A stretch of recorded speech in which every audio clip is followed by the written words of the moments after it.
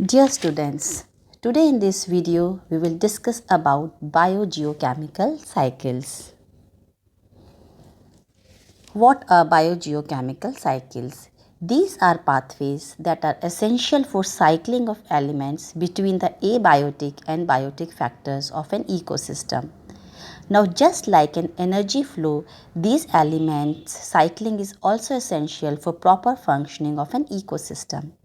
The biogeochemical cycles consist of two components, one reservoir and the other one is exchange pool. Reservoir is generally large and it works very slowly, while the exchange pool is very small but is very active. So let's have look at all the slides. So starting with the introduction, biogeochemical cycles describes the pathway through which the essential elements move through the biotic and abiotic components of the system and vice versa, as I have explained you earlier. For an ecosystem to exist, continuous cycling of elements is very essential. Every biogeochemical cycle possesses two components, namely the reservoir and exchange pool. The reservoir is normally the abiotic component, which is usually large and slow moving, and the exchange pool is small but active exchange occurs between the biotic and abiotic component. The elemental cycle parallel to the energy flow and they differ in abiotic factor. Okay, now the energy flow cycles that are generally solar driven, while the elementary cycles are highly conservative and chemical elements are obtained from the small pool and retained within the system. So biogeochemical cycles are categorized in two types, mainly gaseous and sedimentary. For an ecosystem to exist, continuous cycling of element is very essential. Second, the atmosphere remains the reservoir for the gaseous and earth crust is the reserve for the sedimentary cycle. Okay, that means the atmosphere तो किसका reservoir है for the gases and the earth crust for the sedimentary cycle. Carbon, nitrogen and oxygen are gaseous biogeochemical cycles and phosphorus and sulfur are sedimentary cycles. The sedimentary cycle consists of two phases, one water phase and the other soil or sediment phase. The elements get weathered and dissolved in water phase, moves through the biotic components and return back to the sediment phase. Is it clear? That means जो gaseous biogeochemical cycles है उसमें क्या क्या है, carbon, nitrogen and oxygen है mainly, और जो sedimentary phase है उसके अंदर एक और फेज है दैट इज वाटर फेज. तो उसका क्या रोल है वाटर का कि जो एलिमेंट्स हैं they gets withered and dissolve in water, क्योंकि वो वाटर में डिजॉल्व होते हैं and then move through the biotic components और फिर वो बायोटिक कंपोनेंट से and returns back to the sedimentary phase. Okay, so today in this lecture we will discuss about the gaseous biogeochemical cycles and that too only carbon. So in the next videos we will discuss them one by one. Okay, so let's start with the carbon cycle. It is one of the important atmospheric cycles. The cycle mainly portrays the circulation of carbon between the atmospheric gas carbon dioxide, assimilation of carbon as organic matter via photosynthesis and its subsequent release back into the atmosphere through respiration. That means ये जो पूरा carbon का इस point में आप देख सकते हैं कि कार्बन कहाँ से कैसे मूव हो रहा है. Then carbon is an important constituent of all life molecules. It is present in air as carbon dioxide in percentages 0.03% and as carbonates and bicarbonates or molecular carbon dioxide in surface water and groundwater. It is also present in minerals associated mainly with magnesium and calcium as carbonates. तो ये सारे sources हैं जहाँ से कि हमें carbon मिलता है.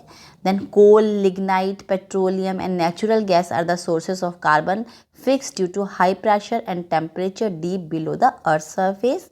The organic matter fixed as soil shell is termed as hydrocarbonaceous kerogen and it contributes a major portion of the fixed carbon. So unlike the sedimentary cycle, the movement is very rapid in a gaseous cycle as it involves atmosphere as a reservoir. Since the cycle involves geological, biological and chemical components in the cycle, it is termed as biogeochemical cycle. So now you must know why these cycles are called biogeochemical cycles, because it involves geological, biological and chemical components in it. Okay, so this is the outline diagram, diagrammatic representation of carbon cycle. Here you can see कि ये जो weathering हो रही है, mineral carbons हैं, जो ये plants हैं, रूट रेस्पिरेशन कार्बन डाइऑक्साइड निकल रही है, फिर फोटोसिंथेसिस हो रहा है, एटमॉस्फेरिक कार्बन यूज़ हो रही है.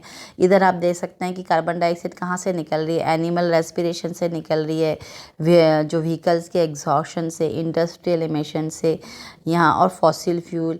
नीचे आप देख सकते हैं dead marine animals and plants हैं. ओके, तो ये जो वॉल्केनिक इरप्शंस हैं, तो इसको हम, इस डायग्राम को हम अपने नेक्स्ट स्लाइड्स के अंदर डिस्कस करते हैं. ओके, तो so carbon is an element that can not be broken down और कन्वर्टेड इनटू सिंपलर वंस. ये तो आपको पता ही है. The amount of carbon in earth is fixed but the dynamic nature of the earth moves it from one form to other between the living and non living. That means जो भी carbon है अर्थ के अंदर, उसका amount तो fix है, पर उसकी फॉर्म है वो चेंज होती रहती है.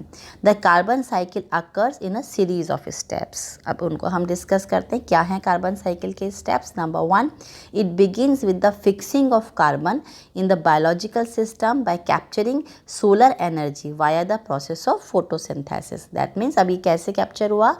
By the process of photosynthesis. Second, plant utilize the carbon dioxide from the atmosphere and fix them as carbon in their various plant parts. The carbon is gradually transferred to herbivores, carnivores and other life forms through the food chain. That means जो photosynthesis से carbon बना, glucose बना, और उससे फिर वो next food chain level में transfer हुआ from producers to herbivores and to the carnivores. The animals through the process of respiration inhales oxygen and release the carbon as carbon dioxide back to the atmosphere.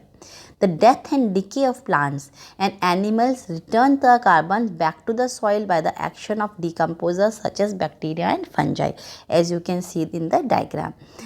Microorganisms play a crucial role in carbon cycle by mediating a number of biochemical reactions. They degrade and fix organic carbon, which later is transferred through various biochemical reactions into fossil fuels such as coal, lignite, peat, petroleum, etc. Majority of the organic contaminants, जिनको हम कहते हैं xenobiotics, are degraded by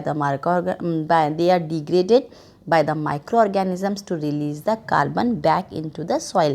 That means carbon कैसे utilise हो रहा है और फिर वापस किस तरह से जा रहा है, ये पूरा का पूरा जो कार्बन साइकिल जो कि मैंने डायग्राम में डिपिक्ट किया है, वो इन पॉइंट्स के द्वारा मैंने आपको समझाया है.